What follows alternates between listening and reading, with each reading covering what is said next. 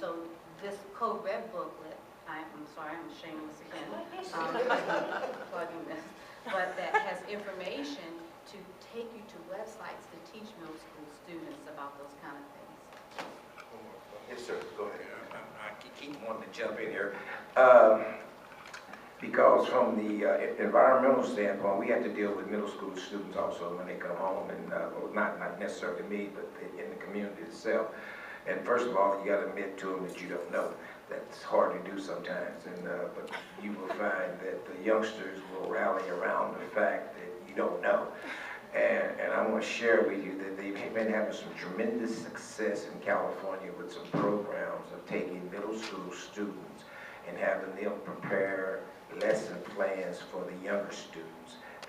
They rise to that occasion.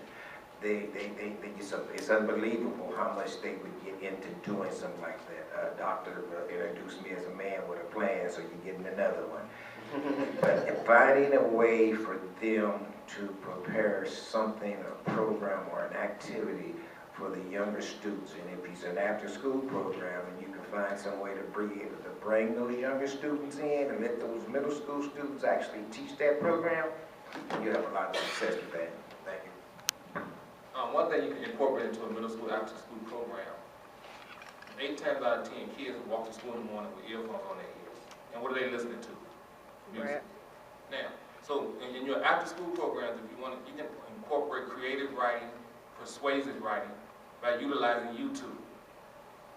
Now, basically what I do, and I'm a counselor by profession. I was an elementary counselor for 9 years, and right now I'm still a middle school counselor right now. So at the middle school level, a lot of the childhood issues are they're more severe at the elementary level.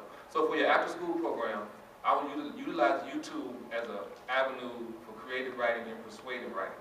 An example of that, you can take any popular song the kids listen to. You can go right onto YouTube, type the name of the song in. If you have internet access, most schools do. And you can have the kids watch a music video and have them write a creative writing or persuasive writing from that music video. Because remember, kids remember 90% of what they hear, 50% of what they do, and 10% of what they write. So, in my book, I have almost 3 pages, and it's in here, and the lessons are already formatted and set up, the song, the title, and the subject matter. So if you want to talk about sex, you can go online and type in Kumo D, and the song, the video, go see the doctor will come on. So some of you guys probably remember that song backwards. So if you're talking to a high school child or middle school child, and they watch that video, it's a clean song, they're going to talk about, wow, you want to talk about sex? That's an easy way to facilitate a conversation. That's for an after-school program. You know your age. I'm planting the seed, you water it. Thank you. Thank you very much. That's a great question. What I want to do is there are 2 more questions. The one that really resonates with me is that, what are we really doing about culturally relevant material? Do we think it's still valid due to societal distractions? And if so, which ways? And if not, how we can make it more relevant? First, I want to start just with I'm going to start commenting on that, because culturally relevant pedagogy or culturally relevant classrooms are about just good teaching. It's about making relevant to the kids when teachers work into a classroom, they should ask themselves, who am I teaching, what am I teaching, and how am I going to teach it, as it relates to who's in the classroom. We have many teachers who've been doing the same old thing because the same old thing works for them, but they have no idea the efficacy that it has on a child. And in culturally relevant classrooms are those classrooms that allow teachers to make more meaningful learning in relevant situations. More meaningful learning in relevant situations. So when children make a connection, we make sure that we want to push kids to be great Jeopardy contestants. Pieces of facts, so Alex Trebek can say history for 200. But what is the presence of yourself and your culture in the Revolutionary War, and how has that presence and that culture changed the outcome of the Revolutionary War? When children see themselves in something, they connect to it in a way that's very different. Geneva Gay says that culturally relevant classrooms are an environment where teachers are using the cultural knowledge, prior experiences, professional and performance styles of diverse children to make learning appropriate and effective for them. And I'll say that again, appropriate and effective for them. It reaches to and through the strengths of their children. So the key is that once we're using culturally relevant pedagogy, we have to find it as a framework for all the things that we do. And I want to say everybody on this panel today has talked to the framework of what creates that culture in the classroom. And a lot of times we don't find that our teachers are having enough opportunity to validate the cultures of individuals in their classrooms. I tell children quite often, please do not be afraid to use your examples. I was working with a science teacher a few weeks ago, and he was trying to teach the concept of time. And he was pushing the concept of time with him being on a ski slope and watching a video of him repetitively going down the ski slope. These children had no idea what skiing was. To some extent, they had not seen snow quite often, so they were still enamored by the video. But when he asked the kids what was time, one of the children said, time is when you put a quarter in the dryer. And the teacher could not scaffold that to equal the word duration. He could not scaffold it to validate that that child could say something. So I kindly interjected and said, so what does that mean to you? And he further goes on to say is that socks are 1 quarter, comforters are 4 quarters. And I quickly asked the question, so how much does it take to dry 4 comforters? And he said, well, that's 12. Quickly, here's a child who had difficulty in math, difficulty in formulating questions. In his mind, instantly wrote a word problem and was able to connect it. So it's about us being skillful in what we do in classrooms and making connections so children can see what we want to do. And that's when rigor shows up. Dennis Linkty says that you can't have relevance in relationships without rigor. And once you have relevance in relationship, rigor will show up for the children. And it's important to us to have those, as Sabrina says, those high expectations. Because when children are expected to do certain things, they will definitely follow through. But if you feel sorry for them because of a situation, if you feel sorry for them because of something they do not have, they will continue to feel these deficit models that we're actually taking a look at. Is there another comment from the panel? Dr. Rourke, and then Flip, please. Okay. Another thing I think we have to be conscious of as culture is things that we just let go. Like, how many people in here have used Tide detergent? He was talking about the dryer, they didn't think of it. Well, the other day on TV, I saw the commercial, and I've always used Tide, and now I'm not using Tide, and I've written a letter to Tide because they had a commercial on TV where our kids are seeing it. We're trying to teach them culture, and the mother had borrowed this little girl's shirt, and the little girl was looking everywhere for her shirt and couldn't find it, and then finally the mother went and put it back in her closet, and then she said, oh, and you know, it just gives the impression that that was okay. And even the cell phones with AT&T, I have AT&T phone, and I just hate it where the girlfriend calls him and he's, you know, he crushes his phone and throws it away. So I think sometimes as educators, we're going to have to take a stand, and we're going to have to let these people know that just because it's funny, that it can really change our whole society, and that we have to stand up for what's right and what's wrong. And sometimes just simple things as commercials on TV and simple pictures in some of the textbooks now. You have to really be careful because of the culture that it's putting across that we say is okay. And even on TV programs, some of the things it's okay, and at the movies that our kids are actually going to see, culture just by time, it's okay. Even though it's illegal to do it, it's okay for them to see it on the screen. And I think as a society, we really have to be careful on that because all that comes back to our classroom. Would you make our last comment for us, please? Okay, I'm going to give you 2 quick strategies you can utilize for creative instruction or creative teaching. Let's say you're looking at math. Kids, we all know kids listen to music. So let's think about Beyonce and Ludacris. These are 2 famous rappers that all the kids know about. Now, if you're teaching a kid how to subtract, add, bring up, or bring down, how about just say, Beyonce said a song that came out a couple years ago said upgrade. The upgrade is the same thing as what? Adding. So if they hear Beyonce, they would think about upgrading, they would think about adding. Ludacris has a song that says, how low can you go? So if you want a kid to subtract, you have a class that, how low can you go? How low can you go? So when they listen to Ludacris and they think about how low can you go, they're going to think about subtracting. And if you have word problems in the classroom, incorporate the names of entertainer or music artists that they listen to. If you wanted to, Charlie had 3/4 of ketchup and Cindy had 1/2, what's the difference? How about Waka Flocka had 3/4 and 50 Cent had 1/2? And you're laughing, but you're going to get there. They're going to figure it out. Yeah. They're going to get it. They'll take a whole different perception on how they should attack their problem. Thank you, Sue. I think I'd like to say, first of all, thank you to the panel. Would you actually help by giving me a hand? I think we're looking at the time we want to be able to clearly collect the data that needs to be collected on the Promethean board. And there's some other housekeeping pieces, but we really, really thank you for the rich questions.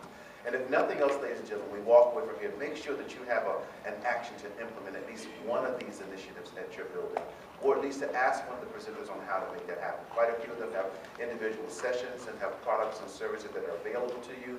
Please feel free to reach out to those individuals. And I want to share with you, thank you, Dr. Mohannan, for allowing me to share with you all today, and I'll turn the program back over to you. Thank you. Yeah, that's great. Well, I don't know about you guys, but I thoroughly enjoyed the past 3 hours sitting in here. I know I can take back several of these concepts and these tips and techniques to utilize with the fellow teachers that I work with every day with Promethean. So some of you have come in after we did a pre-assessment, but we're actually going to do a post-assessment of the panel, so that way we have those results to kind of compare and work with. Now, I know I have Your pen's on. I have it. Is the computer still plugged in? I can do it from right here, actually. So this is perfect. So what I'm going to do is, if we look back just a little bit of some of the things that we said during the pre-assessment as to kind of what we wanted to gain, definitely looking at it. I mean, teaching strategies, relationships with our students, connecting to the environment that they're living in, what are they coming to the school. I think all of these, were hit during our panel discussion. So hopefully our post-assessment will reveal that as well. So what we're going to do is turn on our devices that are at your seats. The power button, the same way that you turned them on earlier this morning. For those of you who are new, it is this little guy right here in the bottom corner, the orange circle. If you just hold it down, it'll turn on. And then I'll start the question.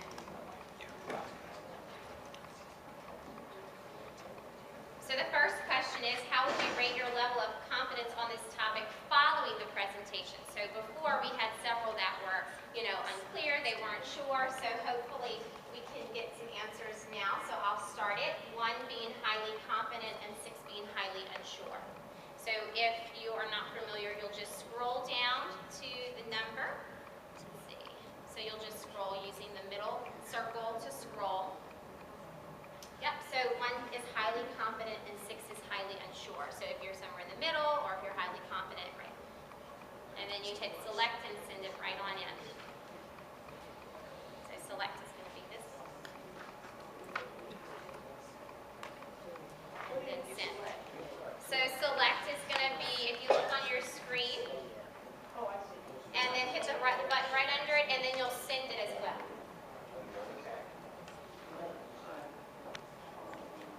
And I can tell how many students have responded because their number is now yellow. If you have any questions, you can raise your hand.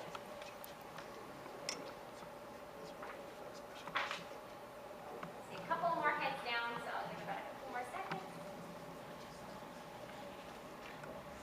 All right, and I'm going to stop it. So look how many are now highly confident, which is great from where we began. And again, we still have some that are a little unsure, because as teachers, we're going to constantly develop our level of professional development as we attend further conferences and presentations. So that's great. Were your learning objectives met?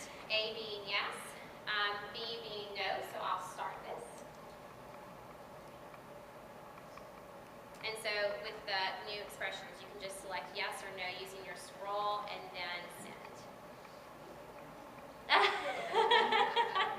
Those are very nice.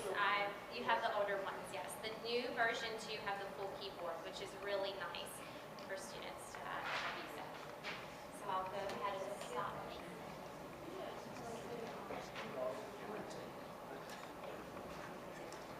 Look at that. What about those numbers, right? Very nice when you're looking at that. So just like I'm doing now, this is what I would do if I was a teacher and my students were in the class.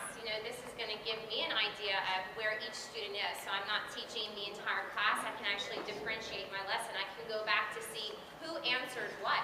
So tomorrow's lesson might be differentiated in that sense. What is one tangible idea from this session that you are going to implement in the next 30 days? This is probably my favorite. It's something that I always like to see what everybody else is going to say, and is that how I feel as well? So I'm going to go ahead and start this. This one is a text question, so you will use your keyboard below to actually write in one idea that you will bring back, maybe share with other fellow teachers, and use actually in your classroom or for your school and district. So this one takes a little bit longer because it is texting. And you will know, as mentioned, right, this is where our youth is. This is what they're growing up with. Media, music, phones, iPads, iPhones, all of that. So this is something that they're used to.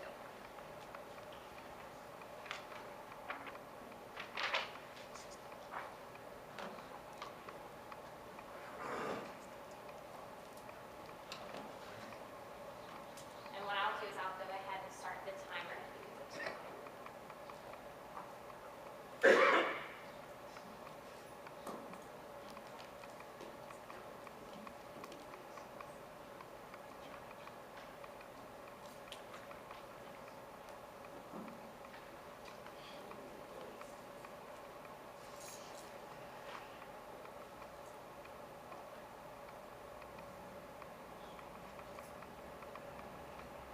I'm not sure why we have the Y's in front of the numbers.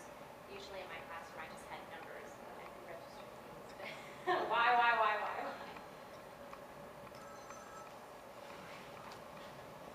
About 38 seconds.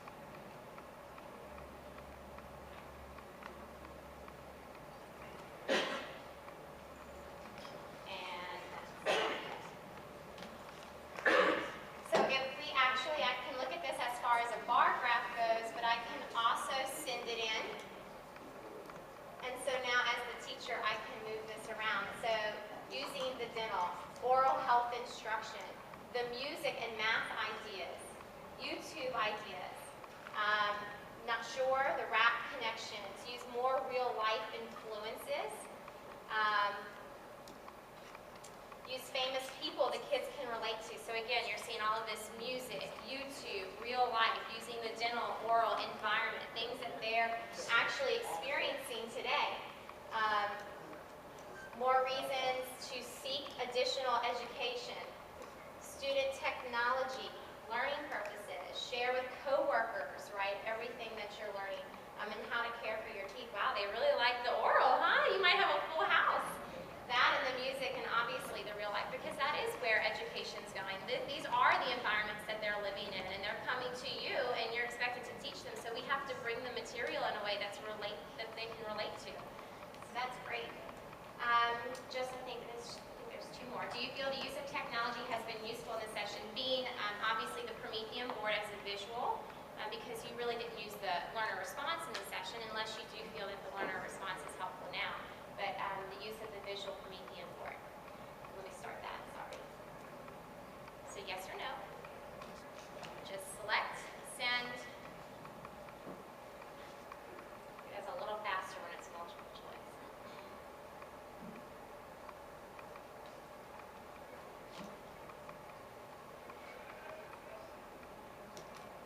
Oh wow, great.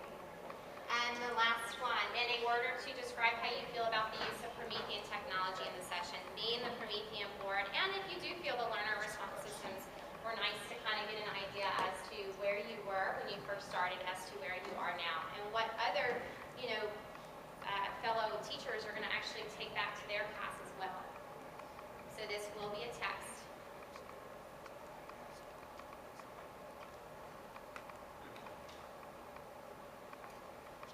Just in a word or two. It doesn't have to be anything long. Unless you want to write me a novel. That's great too.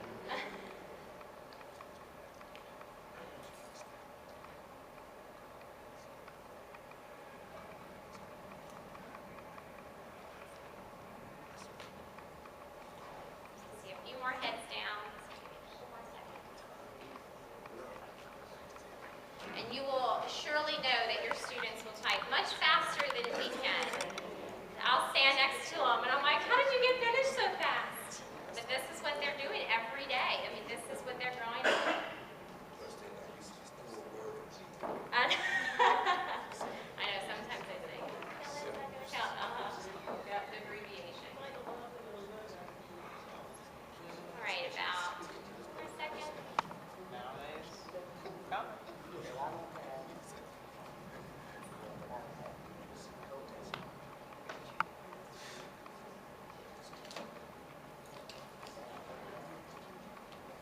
All right.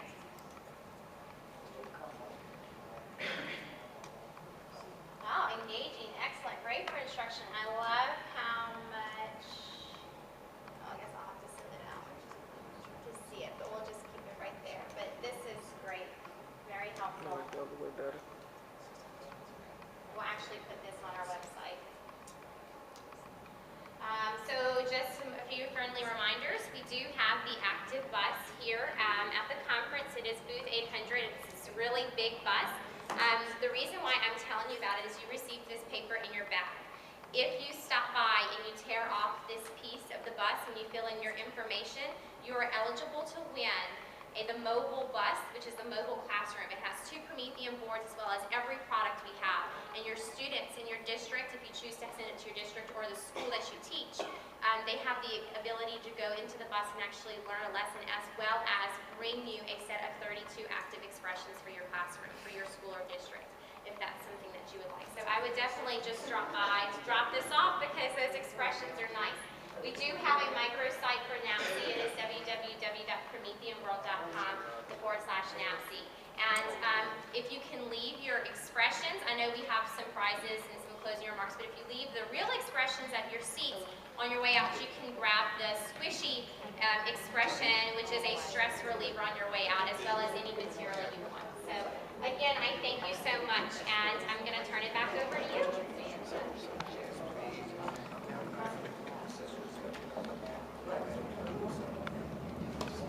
Well, thank you very, very much. Let's give the thank you, Christine. It was really nice to sit right here and know what people got out of it. It's nice immediate feedback, which is always great. That's right. And let's give that panel another round of applause. And we'd like to give you some certificates for helping us out as well. A certificate of appreciation to Dr. William Clay for your support in education of our children and the commission. Thank you. He ain't even listening. We didn't talk about that. You don't hype when I can't sit still. I need to get on the other side. Yes, Doc. We'd like to give you a certificate and thank you for your help.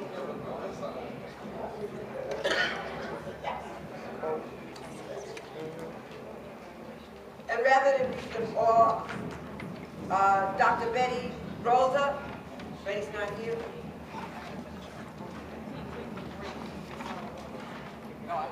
President Marietta English.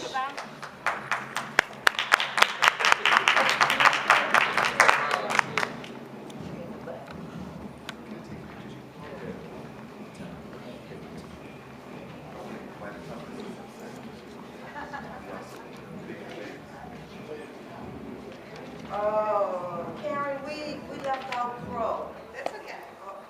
We can do another one for you if you want. For Dr. Karen Crow. That's her. We left out. Let me go. Joy Bivens.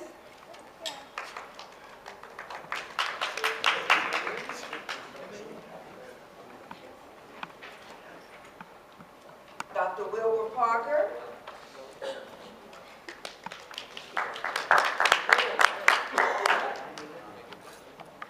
Dr. Winifred Booker. Yes, you.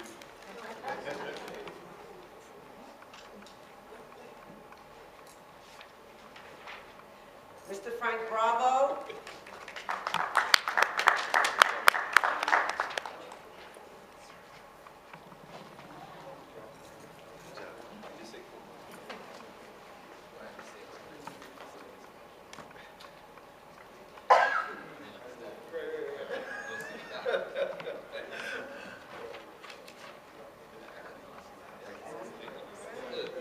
my real boss, Sean McKay.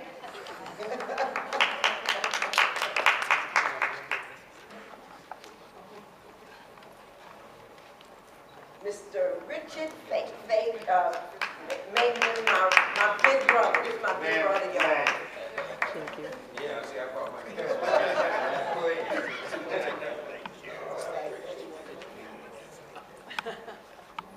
Yes, please.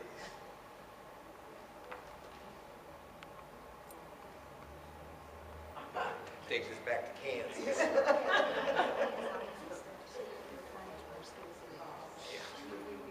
Mr. Richard Goody.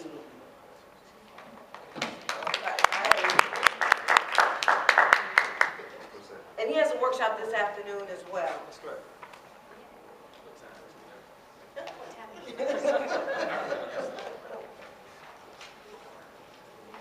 Miss Gates, Dorothea Gates.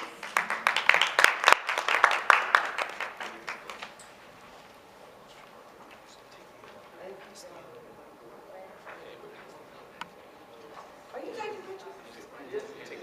Oh, we're supposed to be going like this?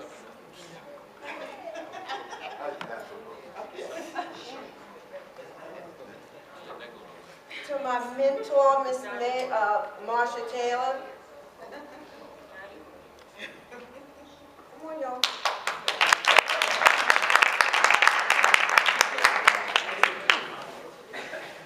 Miss Irene Booth.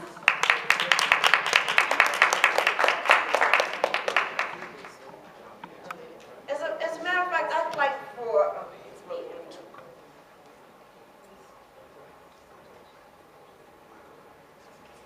Sabrina Harris.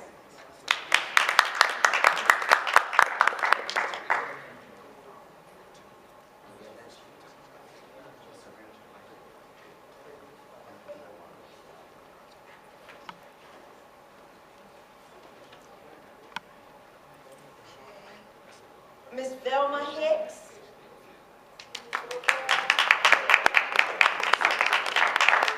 And Miss Marilyn Bell.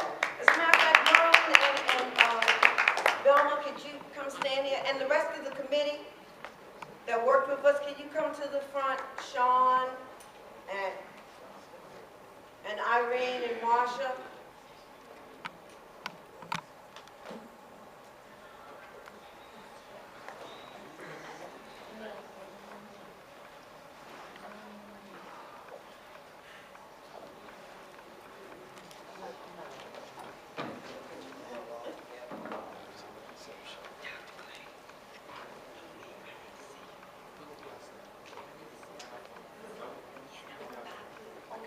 Get ready to get. Right here in the front. Yeah, they're right on. Right outside the door. Look me outside.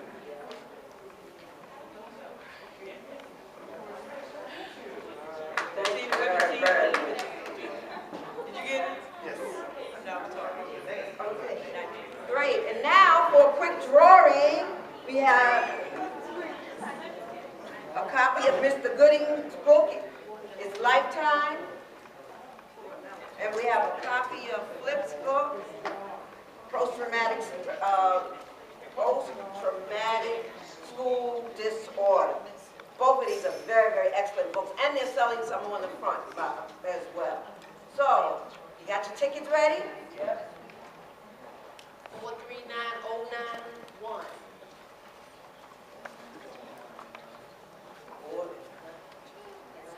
Nobody? All right, I'll read just the last three numbers. Okay. 077. Right here.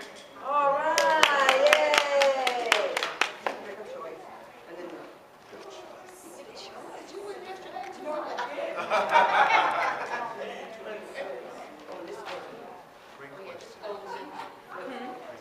Thank you. Very good time. Thank you.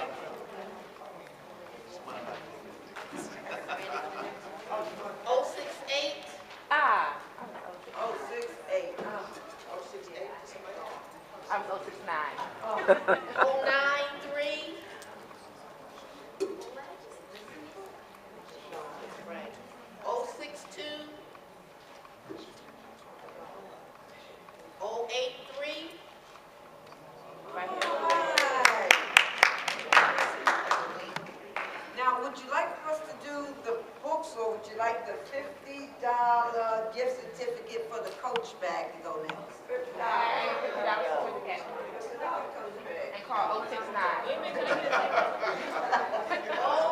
I ain't getting no ticket. Are you ready for that one? Yes. 067. 067. Let's see. 067. They're not here. Okay. Okay.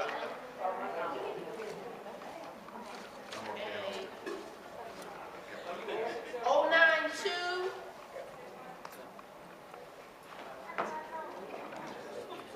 I guess I'll have to take that home. 072.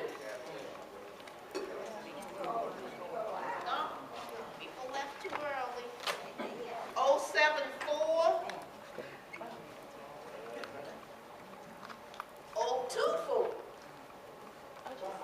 Can I just give you my number? I'm not double check your number. 084. All right. 084. Oh, Miss Ingrid. Well, you know you ain't carrying that. Give him the book.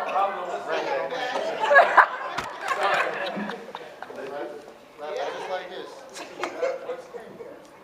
084. 092. You won't be home. One of these. Oh, sorry. Okay, Mike.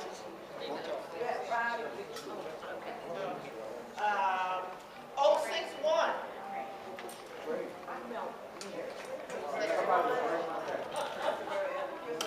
61. 065.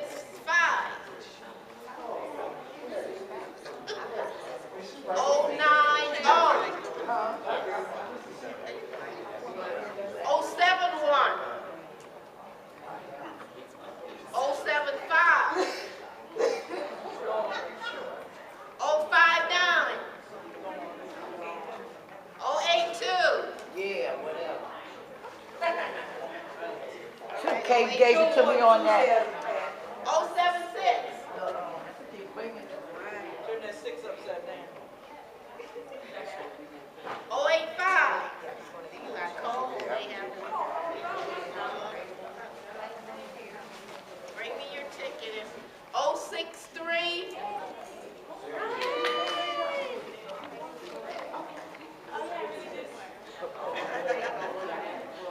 Bring me your ticket. Oh, here you go. 081.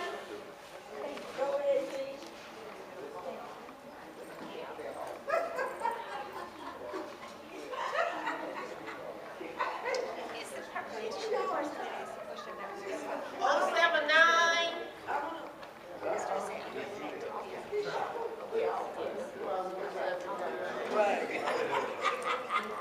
Is she the one that asked the question about what to do with after school? 073. Did one of you ask a question about middle school? 073. Well, you know what? Okay. No, my redhead, she was the very first person in the room. 080. Right here. You want me to just bring yours on to you, Miss B? No, that wasn't for her. She has her ticket and I'm taking her. 069. If I ever need someone to film for me, and you're not really that expensive, I'm gonna bring you all the way. Where you at, Maryland? All the way from Maryland. Oh, excuse me, baby. Excuse me. That's my fault. That's my. You're a very attractive lady. You added to our ambiance. Yeah, I will let you know that. All right.